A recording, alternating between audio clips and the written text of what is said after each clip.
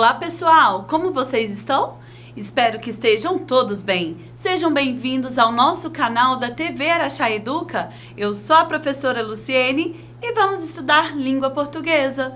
No nosso encontro de hoje, vamos falar sobre os diferentes gêneros do discurso oral.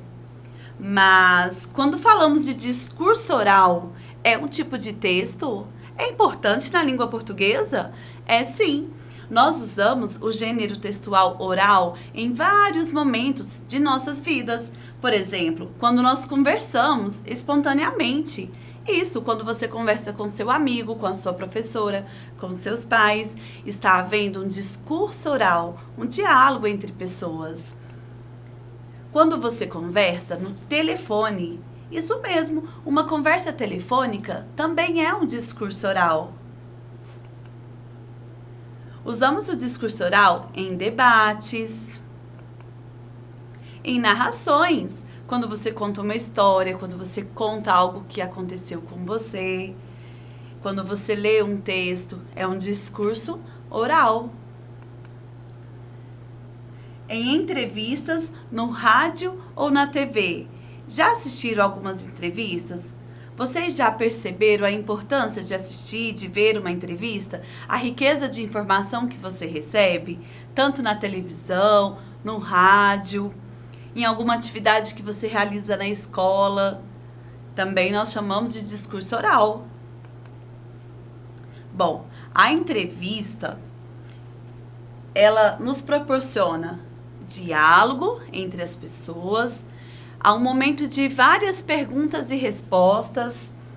Ela serve também para coletar dados, né? Muitas informações são passadas em uma entrevista.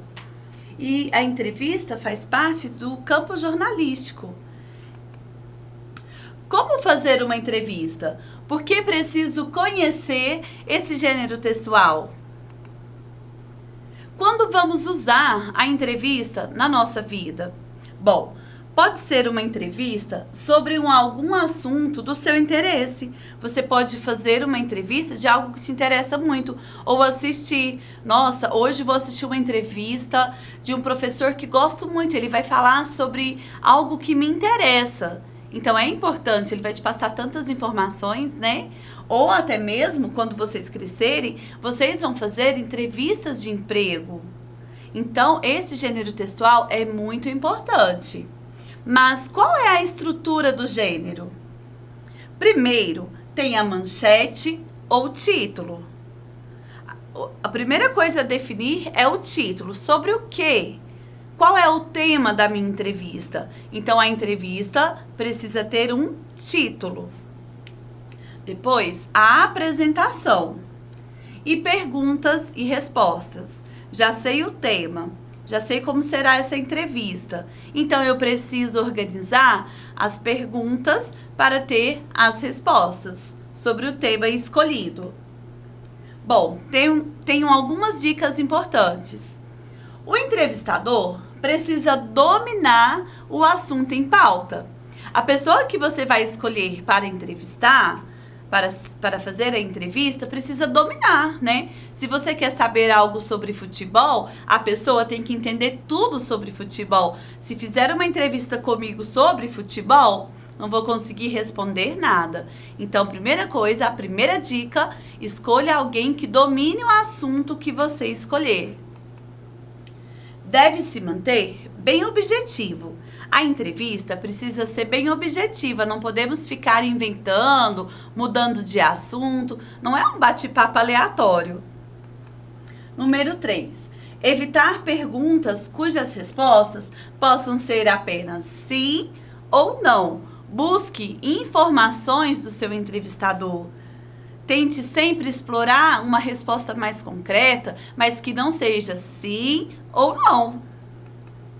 A última dica: não tentar argumentar com o entrevistado para convencê-lo da sua versão. O que importa são as respostas dele, não tente argumentar.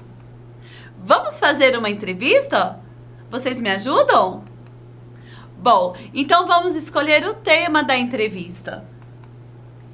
O tema escolhido foi a importância da leitura. É muito importante ler, não é mesmo? Então, o entrevistado escolhido foi o professor e o autor de vários livros, Rafael Noli. Qual é o objetivo da nossa entrevista? Incentivar a leitura.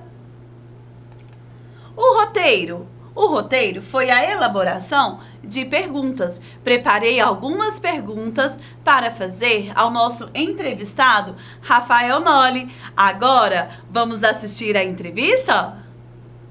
Estamos recebendo na TV Araxá Educa o nosso convidado especial, o professor e autor Rafael Noli. Seja muito bem-vindo. Muito obrigado, Luciene. Fico feliz com o convite, valeu demais. Nós que agradecemos. Como estávamos falando, hoje é um tema muito importante, entrevista. E vamos entrevistá-lo. A primeira pergunta será, em sua opinião, Rafael, qual a contribuição da leitura para a vida de uma pessoa? É uma questão muito boa e um pouco complexa, porque a leitura pode trazer muitas coisas para a vida de uma pessoa. Eu posso pensar aqui, Luciene, por exemplo, a leitura ajuda no raciocínio. A leitura contribui para a pessoa ter uma visão de mundo mais ampla. A leitura ajuda também a pessoa a escrever melhor e se comunicar melhor. Então, uma pessoa que lê, ela tem uma série de vantagens em relação às pessoas que não leem. Eu acho que a principal mesmo é que a leitura também, ela pode se tornar algo muito prazeroso e se tornar algo do seu dia a dia que vai te trazer uma série de benefícios. Com certeza. E quando que você percebeu o gosto pela leitura? Eu comecei a gostar de ler muito pequeno, que é um dos grandes mistérios, é como começar a gostar de ler. E eu comecei, eu acho que da forma mais comum, tendo livros em casa, minha mãe é professora, e esse meu convívio com os livros fez com que eu naturalmente fosse convivendo com os livros e fosse tendo esse contato contínuo, direto e meio que natural. Ninguém chegou para mim e disse, você precisa ler. Aconteceu. Então meu primeiro contato foi com os livros que haviam na minha casa, principalmente pelo fato da minha mãe ser professora. Ah, que bacana. E quando que despertou o interesse em escrever? E eu acho, inclusive, que é um processo até natural também. Da mesma forma que eu, de repente, eu era um leitor, ou seja, eu estava em casa, no momento que eu estava tranquilo, eu tinha como distração procurar um livro para ler, eu via televisão, eu brincava na rua, em alguns momentos do meu dia a dia eu buscava o livro. Então, da mesma forma, um dia, de repente, eu tive uma ideia e decidi escrevê-lo. Então foi aquele processo, na medida que eu ia lendo e cada vez mais, quanto mais eu gostava de livros, mais eu fui me encaminhando para a escrita. E aí um dia na escola mesmo, né? Você é professor, você sabe bem. Uma professora elogiou uma redação que eu fiz, aí isso também me ajudou, pensei, opa, eu gosto de escrever, eu gosto de ler, e as professoras elogiavam, e aí foi também um certo incentivo. E eu acho que a partir daí, eu estava lá no 4º ano, lembro bem. Aí ali no 4º ano eu pensei, não, que legal, se eu escrever um negócio, os professores vão gostar, os colegas vão gostar. Então, da mesma forma que lentamente eu fui me tornando um leitor, eu fui também me tornando um autor. Que bacana. E qual é o conteúdo das suas obras? Eu escrevo para adultos e para crianças. Hoje eu trouxe aqui meus livros para crianças. Por exemplo, vou mostrar alguns. Esse aqui foi o primeiro livro que eu escrevi para crianças. Ele se chama Gertrude Sabe Tudo. Então é um livro para crianças de 10 a 12 anos. É um público que eu gosto muito de escrever. Então ele o conteúdo é literatura infanto-juvenil e infantil. Esse aqui, por exemplo, é a história de uma menina que sabe tudo.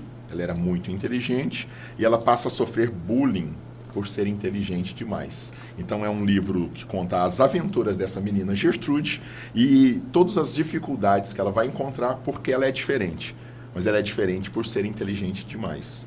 Esse livro aqui veio logo depois, se chama Ao Pé da Letra. Ele também tem uma temática meio parecida.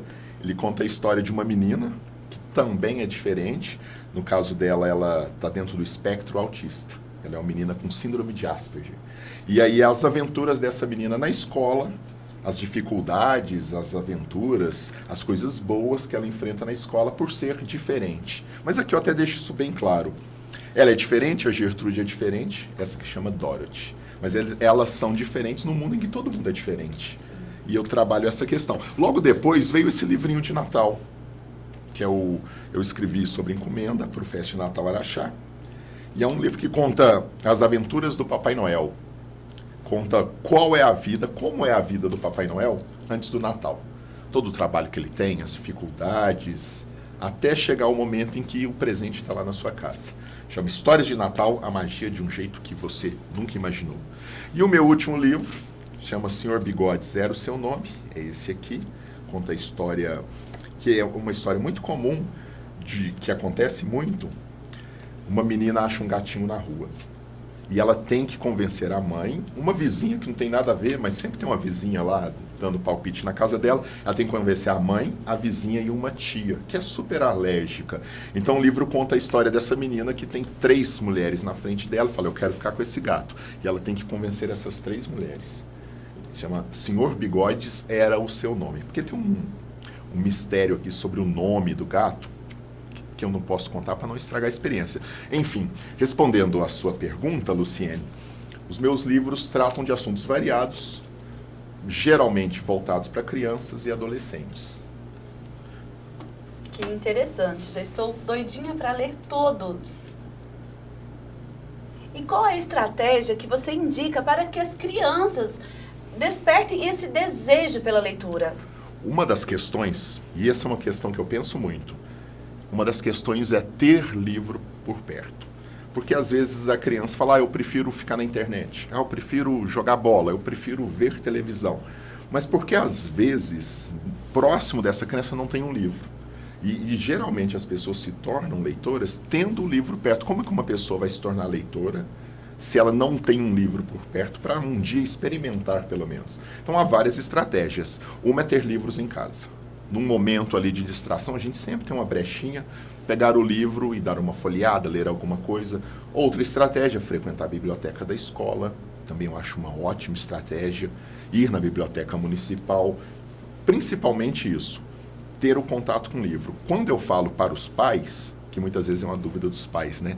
Como que eu faço meu filho ler? Eu digo, tenha livro em casa. Deixe o seu filho ver você lendo um dia. Agora, para as crianças é mais fácil ainda. Crianças gostam do mundo da imaginação. Crianças vivem criando suas histórias. E é outra questão que a gente pode levantar aqui. Quem lê consegue criar mais histórias.